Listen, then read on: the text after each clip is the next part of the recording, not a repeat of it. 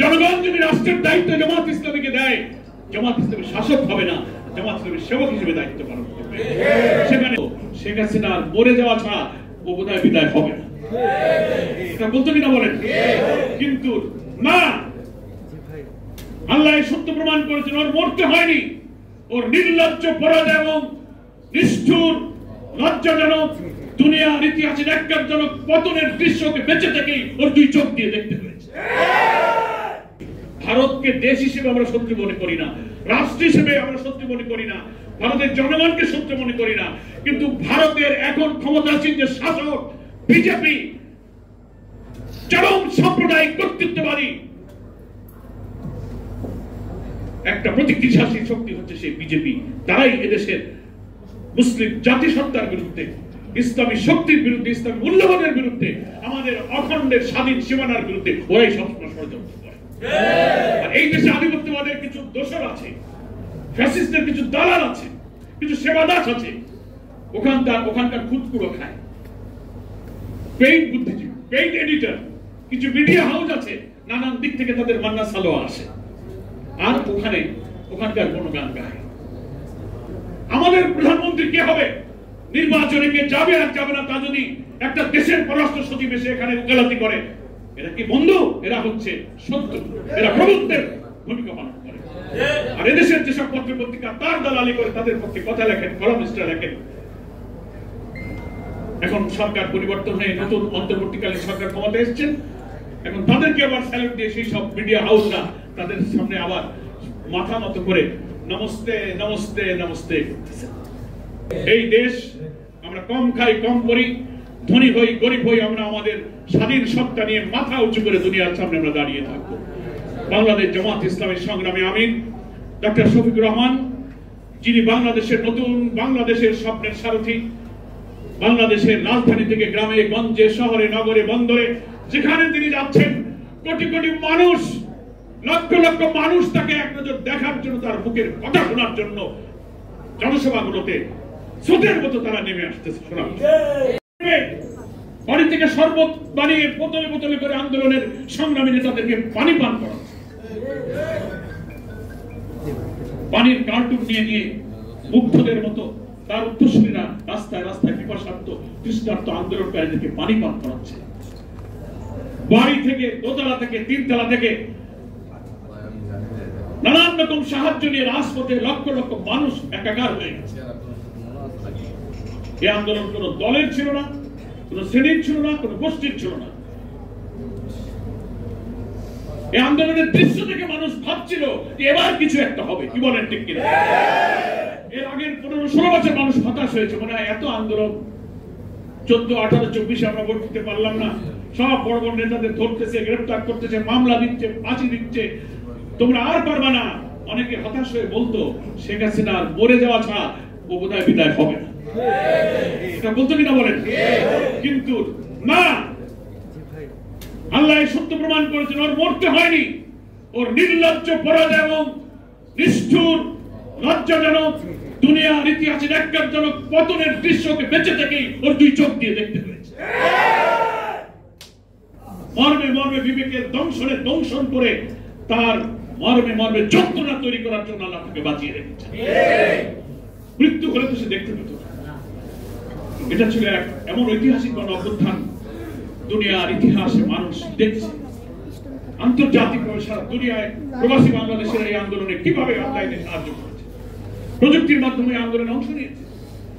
এই পরিবর্তনের পরে সারা দুনিয়ার দেশে দেশে এই দেশের সংগ্রামী যে সমস্ত মানুষ চলে গিয়েছিল, পালিয়ে গিয়েছিল, লেখাপড়ায়, পেশায় কোন রকম জীবন বাঁচিয়েছিল, তারা সব দেশে ফিরে এসেছে। এই জন্যই প্রবন্ধকারের 52 থেকে 24 এই গণ অভ্যুত্থানের মূল চালিকা শক্তিকে উনি একটা শব্দ দিয়ে আখ্যায়িত করেছেন, অপ্রতিরোধ বাংলাদেশ। এটি হচ্ছে যথার্থ একটা শব্দ। বাংলাদেশের মানুষ, বাংলাদেশের জনগণ, বাংলাদেশের মানুষ এবং বাংলাদেশের অত্যাচার বিরোধী, বৈষম্য বিরোধী, নির্যাতন বিরোধী, একনায়কতন্ত্র বিরোধী, কর্তৃত্ববাদের বিরুদ্ধে এদেশের মানুষের শক্তির যে নিউক্লিয়াস, এই 18 কোটি মানুষ হচ্ছে এক কথায়, এরাই হচ্ছে অপ্রতিরোধ বাংলাদেশ। সেজন্য আমি প্রবন্ধকারকে ধন্যবাদ জানাই। আমাদের সব বক্তাই বলেছেন, দুর্ভাগ্য হলো 52 থেকে 24-এর ইতিহাস, দীর্ঘ ইতিহাস, এর উপরে কত বই লেখা যাবে, কত লিখছেন, আর্টিকেল লিখছেন, এডিটোরিয়াল লিখছেন, পোস্ট এডিটোরিয়াল লিখছেন, আরো অনেক ইতিহাস যুগ যুগ ধরে লেখা হবে। আমাদের শহীদদের নাম সোনার অক্ষরে স্মরণীয় হয়ে থাকবে, এটা ঠিক। কিন্তু বেদনা হয় তখন, যা আজকের সেমিনারে সবাই বলছেন, অনেক সত্য ইতিহাস কেন লেখা হয় না, লিখতে কেন মায়া লাগে? আপনাদের বিবেকে কি কোনো দংশন নেই? এখনই এই বিপ্লব হয়ে পারলো না 6 মাস, 6.5 মাস গণঅভ্যুত্থানের পরে, এখনই কারা এই আন্দোলনের মাস্টার মাইন্ড ছিল, এর কৃতিত্ব এখন হাইজ্যাক করা শুরু হয়েছে। যেসব দলের বড় নেতারা বলে যে না আমরা এই আন্দোলনে ছিলাম না, ভিডিওতে আছে, এই আন্দোলন তার ছাত্ররা বলে আমরাই মাস্টার মাইন্ড। কি বলবেন কি আপনি? কি হাইজ্যাক? আমি তো মনে করি মাস্টার মাইন্ড কারা, শহীদ কাফেলা ইসলামী ছাত্র শিবিরের কেন্দ্রীয় সভাপতি সেটা ঠিক কথাই বলেছে। বলেছে এই আন্দোলনের সব শহীদরা এবং গাজীরাই হচ্ছে এই আন্দোলনের মাস্টার মাইন্ড। এটা চিন্তাই করে লাভটা কি? শিবির কি করেছে বিশ্ববিদ্যালয়ে আর কি করেনি, এটা তো তোমার বক্তৃতা করে বলার দরকার নাই। ওই বিশ্ববিদ্যালয় ঢাকার ছাত্র আন্দোলনে যারা দিনে রাতে মৃত্যু ভয়হীন চেতনা নিয়ে যারা রাজপথের হলে হলে সংগ্রাম করেছে, লড়াই করেছে, গুলির মুখে জীবন দিয়েছে, ইতিহাস লেখার সময় ভুল লিখতে পারবে, মিথ্যা লিখতে পারবে, কিন্তু বেঁচে থাকা ওই মানুষের স্মৃতি আর চিন্তাকে তুমি পরিবর্তন করতে পারবে না। এটাই হচ্ছে কিন্তু আসল সত্য। ফলে এই কৃতিত্ব হাইজ্যাক করার দরকার নাই। তেমনি ভাষা আন্দোলনের ইতিহাসেও ভাষা সৈনিক ডাকসুর জিএস অধ্যাপক গোলাম আজমের ইতিহাসটাও হাইজ্যাক শুধু না, গুম করে ফেলা হয়েছে। লজ্জা লাগে না? তামাদ্দুন মজলিস করে প্রিন্সিপাল আবুল কাসেম, আব্দুল মতিন, ভাষা সৈনিকরা, কত সিনিয়র লোকেরা 47 স্বাধীন হওয়ার পরে যখন কায়েদ আজম মোহাম্মদের যিনি প্রথম পূর্ব পাকিস্তানে আসলেন ঢাকা ইউনিভার্সিটিতে কার্যক্রমের সামনে, তিনি যে বক্তৃতাটা করলেন যে Urdu and Urdu shall be the state language of Pakistan, ইউনিভার্সিটির ছেলেরা প্রতিবাদ করলেন, নো, এটা হতে পারে না। এই তো এই অংশের উপরে ভাষার অধিকারকে খর্ব করার এই বক্তব্যটা এই অংশের মানুষকে আন্দোলনে কিন্তু রাজপথে নামিয়ে দিল, নাকি বলেন? তারপরে কি 48-এ তখন ঢাকা ইউনিভার্সিটির কেন্দ্রীয় ছাত্র সংসদ ডাকসুর জিএস ছিলেন ভাষা সৈনিক অধ্যাপক গোলাম আজম, বিপি ছিলেন অরবিন্দ ঘোষ। লেখা আছে, আপনি পড়েন রিপোর্টটা। তার কিছুদিন পরে যখন পাকিস্তানের প্রাইম মিনিস্টার লিয়াকত আলী খান আসলেন ঢাকা ইউনিভার্সিটিতে, এই অংশের আন্দোলনের ছাত্রদের ভাষা আন্দোলনের উত্তাল আন্দোলন দেখে তিনি এসেছিলেন ইউনিভার্সিটিতে বক্তব্য রাখছিলেন। তখন লিয়াকত আলী খানের কাছে একটা মেমোরেন্ডাম, একটা স্মারকলিপি দিয়ে ঢাকা বিশ্ববিদ্যালয়ের ছাত্র সংসদের পক্ষ থেকে ভাষার দাবির কথা, এই অংশের মানুষের স্বাধিকারের কথা তুলে ধরার সিদ্ধান্ত হয়েছিল। সেই স্মারকলিপিটা ড্রাফট করেছিলেন মরহুম বিচারপতি আব্দুর রহমান, তখন ঢাকা বিশ্ববিদ্যালয়ের কৃতি ছাত্র অধ্যাপক গোলাম আজমের ঘনিষ্ঠ বন্ধু ছিলেন জাস্টিস আব্দুর রহমান। আর ঢাকা বিশ্ববিদ্যালয়ের ডাকসুর জিএস হিসেবে সেই স্মারকলিপি অধ্যাপক গোলাম আজম নিজেই পাঠ করেছিলেন এবং লিয়াকত আলী খানের কাছে হস্তান্তর করেছিলেন। চকবাজারে 48 সালের তামাদ্দুন মজলিস সহ ভাষার অধিকারের দাবিতে যখন আন্দোলনের সূচনা হলো, চকবাজার এলাকায় লিফলেট বিলি করতে গিয়ে অধ্যাপক গোলাম আজম গ্রেফতার হয়েছিলেন। তো আজকের ইতিহাসগুলোতে ভাষা আন্দোলনের কত আর্টিকেল, কত বই, কত কি, এগুলো তো বলাই হয় না। আর ডাকসুর জিএস এর তালিকা থেকে গোলাম আজমের নামটাই মুছে ফেলাম। এখন বাংলাদেশের কোন বুদ্ধিজীবী ভাষা সৈনিক অনেকে চলে গেছেন, এই কথাটা, এই সত্যটা কেন বলেন না? একজন বক্তা আজকে সেমিনারে সত্যই বলেছেন, তারা হচ্ছে এরাই যারা সত্যকে এড়িয়ে চলতে চায়, সত্যকে অস্বীকার করতে চায়, আর নিজেরা কোনো কাম না করে মুসলিম জাতিসত্তা, ইসলামী আদর্শ ঐতিহ্যের ধারক বাহক যারা, তাদের যে কোনো কৃতিত্ব হাইজ্যাক করে এরা কমিউনিস্ট, বামপন্থী, নাস্তিকদের ঘাড়ে তারা নিয়ে যেতে চায়। এই অপরিণামদর্শী যাত্রা থেকে আমাদের সভ্যতা, আমাদের বাংলাদেশ, আমাদের প্রজন্মকে রক্ষা করা হচ্ছে। আমাদের এখনকার এই জুলাই অভ্যুত্থানের নতুন উত্তরাধিকার, এই মুগ্ধ সাহিত্যের উত্তরাধিকার, সেই নতুন প্রজন্মের অপ্রতিরোধ্য বাংলাদেশের এটা দায়িত্ব হয়ে পড়েছে এই সমস্ত রামবামদের হাত থেকে ইতিহাস বিকৃতিকে রক্ষা করতে হবে। উপমহাদেশের ঢাকা ছিল বাংলা সাহিত্য, ভাষা এবং সংস্কৃতির রাজধানী। যখন আমরা আলাদা হয়ে বাংলাদেশ হয়ে গেলাম, এক শ্রেণীর বুদ্ধিজীবীরা কলকাতা কেন্দ্রিক কবি সাহিত্যিকরা তখন কলকাতাকে বাংলা ভাষার রাজধানী এবং সাহিত্যের রাজধানী, সঙ্গীতের রাজধানী করে তারা সেটা প্রচার করতে লাগলো। এখানকার শিল্পী সাহিত্যিকরা কলকাতায় গিয়ে মনে হয় যেন মধুচন্দ্রিমায় গিয়েছে। ওই যে তসলিমা নাসরিন বলেছে যে 47-এর সীমানাটা রাবার দিয়ে তুলে দিয়ে দুই বাংলাকে এক করে ফেলো। ওনারা অখণ্ড বাংলার স্বপ্ন দেখেন। আমাদের 55,126 বর্গ মাইলের সীমানাটা ওনাদের পছন্দ হয়। ওনারা নেহেরু ডক্টরিনের যে স্বপ্ন, অখণ্ড ভারতের স্বপ্ন এখনো দেখেন। ভারতের নতুন লোকসভার যে ভবন করা হয়েছে, সেই ভবনে যে মানচিত্রে স্থাপন করা হয়েছে, সেখানে বাংলাদেশ, আসাম সহ সেই এক বিশাল অংশ নিয়ে এমন করে মানচিত্র রেখে দেওয়া হয়েছে। এগুলো প্রমাণ করে বাংলাদেশের বিরুদ্ধে আধিপত্যবাদী শক্তি। ভারতকে দেশ হিসেবে আমরা শত্রু মনে করি না, রাষ্ট্র হিসেবে আমরা শত্রু মনে করি না, ভারতের জনগণকে শত্রু মনে করি না, কিন্তু ভারতের এখন ক্ষমতাসীন যে শাসক বিজেপি, চরম সাম্প্রদায়িক কর্তৃত্ববাদী একটা প্রতিক্রিয়াশীল শক্তি হচ্ছে সেই বিজেপি। তারাই এদেশের মুসলিম জাতিসত্তার বিরুদ্ধে, ইসলামী শক্তির বিরুদ্ধে, ইসলামী মূল্যবোধের বিরুদ্ধে, আমাদের অখণ্ডের স্বাধীন সীমানার বিরুদ্ধে ওরাই সবসময় ষড়যন্ত্র করে।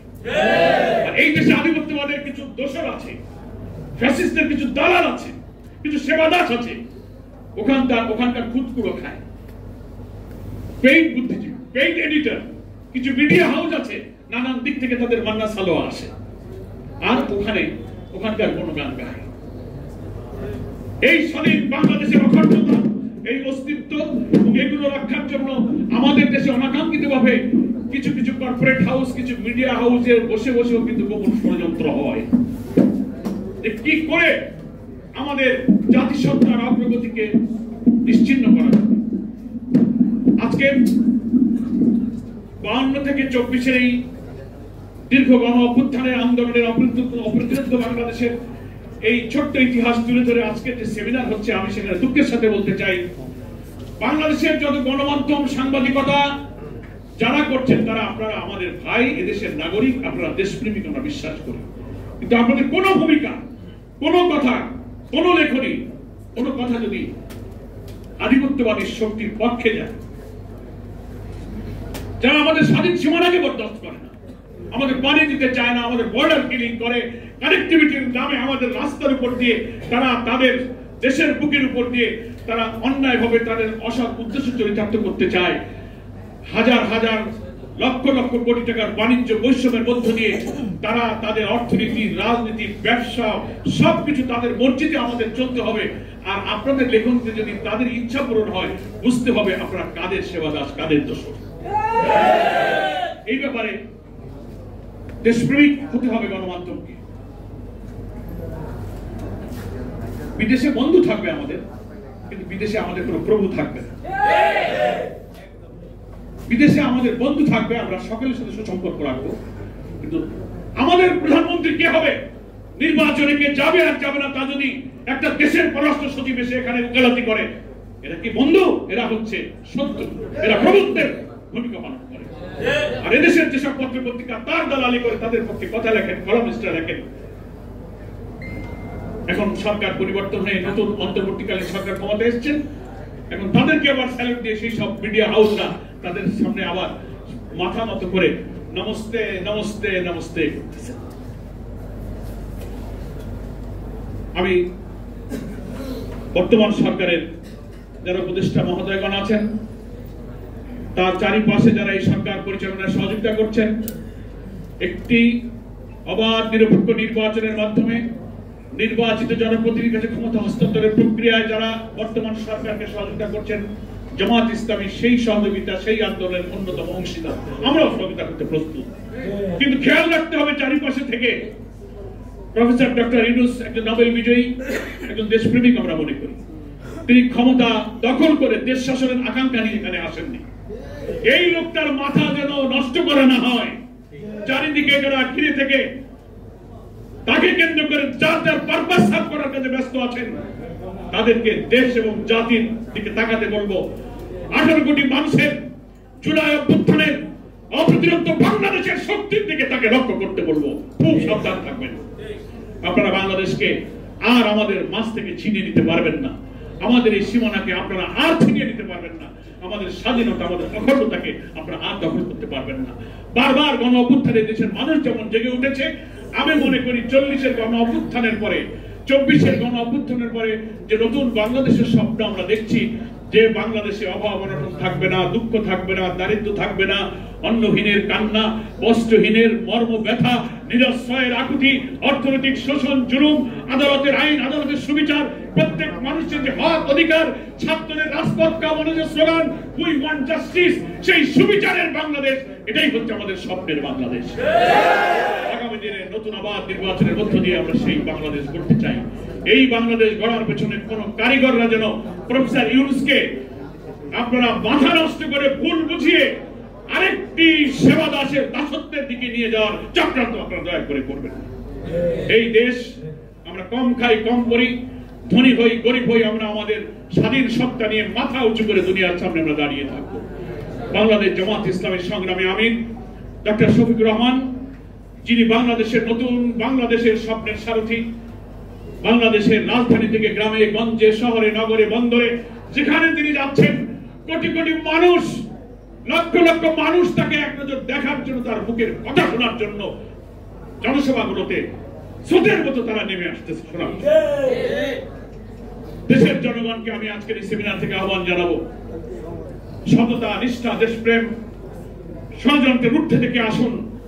জামাত ইসলামের এই নতুন বাংলাদেশের ডাকে সাড়া দিয়ে বাংলাদেশের কোটি কোটি তরুণ সমাজ যারা আগামী দিনে দেশ চালাবে, আমাদের আমিরে জামাত বলেছেন, তরুণরা তোমরা এগিয়ে আসো, এই দেশের দায়িত্ব তোমাদেরকে আমরা দেব। জনগণ যদি রাষ্ট্রের দায়িত্ব জামাত ইসলামীকে দেয়, জামাত ইসলামী শাসক হবে না, জামাত ইসলামী সেবক হিসেবে দায়িত্ব পালন করবে। সেখানে নেতৃত্ব দেবে আমাদের তরুণ এবং এই যুব সমাজ। আমি আমার বক্তব্যটা আর দীর্ঘ করতে চাই না। ফলে আরেকটি, এই অভ্যুত্থানের পরে আমাদের আরেকটি মনস্তাত্ত্বিক বিপ্লব প্রয়োজন হবে। বিপ্লব মানে হচ্ছে পরিবর্তন, রেভলিউশন। বিপ্লব মানে আমরা সব গাবড়ে যাই, মানে আবার বোধহয় আরেকটা মারামারি কাটাকে। এই যে বিপ্লব আমরা মনে করি যে পরিবর্তন, মানুষের চিন্তা, আদর্শ এবং কর্মের পরিবর্তন, এটাই হচ্ছে একটা বিপ্লব, এটা একটা পরিবর্তন, এটা একটা complete change of the society. গোটা সমাজের আদর্শের পরিবর্তন, দৃষ্টিভঙ্গির পরিবর্তন, চরিত্রের পরিবর্তন, নৈতিকতার পরিবর্তন, রাষ্ট্রযন্ত্রের পরিবর্তন, বিচার ব্যবস্থার পরিবর্তন, শিক্ষানীতির পরিবর্তন, complete change, that is called revolution. সেই বিপ্লবটা হবে রক্তপাতহীন বিপ্লব, ব্লাডলেস রেভলিউশন। মক্কায় যে বিপ্লব করেছিলেন প্রিয় নবী মুহাম্মদ মুস্তাফা সাল্লাল্লাহু আলাইহি ওয়াসাল্লাম, ইতিহাস বলে এই বিপ্লবই ছিল দুনিয়ার একটা রক্তপাতহীন ব্লাডলেস রেভলিউশন। সামনে একটা ব্লাডলেস, রক্তপাতহীন নতুন বিপ্লব চাই, যে বিপ্লব হবে বাংলাদেশের মনস্তাত্ত্বিক বিপ্লব, সাইকোলজিক্যাল রেভলিউশনের মধ্য দিয়ে আমরা মানুষের চিন্তা, আদর্শ, মননকে পরিবর্তন করে আমাদের সুখী সমৃদ্ধশালী সোনার বাংলা আমরা ইনশাআল্লাহ করতে। আজকের এই সেমিনারে সকলকে ধন্যবাদ জানিয়ে, মোবারকবাদ জানিয়ে, ভাষা সৈনিকদের জন্য আল্লাহ তাআলার কাছে মাগফিরাতের জন্য কামনা করে, সকল অভ্যুত্থানে যারা দেশকে ভালোবেসে জীবন দিয়েছেন তাদের জন্য আল্লাহর কাছে কল্যাণ কামনা করে, আহত, অসুস্থ জুলাই যোদ্ধাদের সুস্থতা, আরোগ্য কামনা করে আমাকে আজকের এই সেমিনারে দুটি কথা বলার জন্য সুযোগ দেওয়ার জন্য জামাত ইসলামী ঢাকা মহানগরীকে ধন্যবাদ জানিয়ে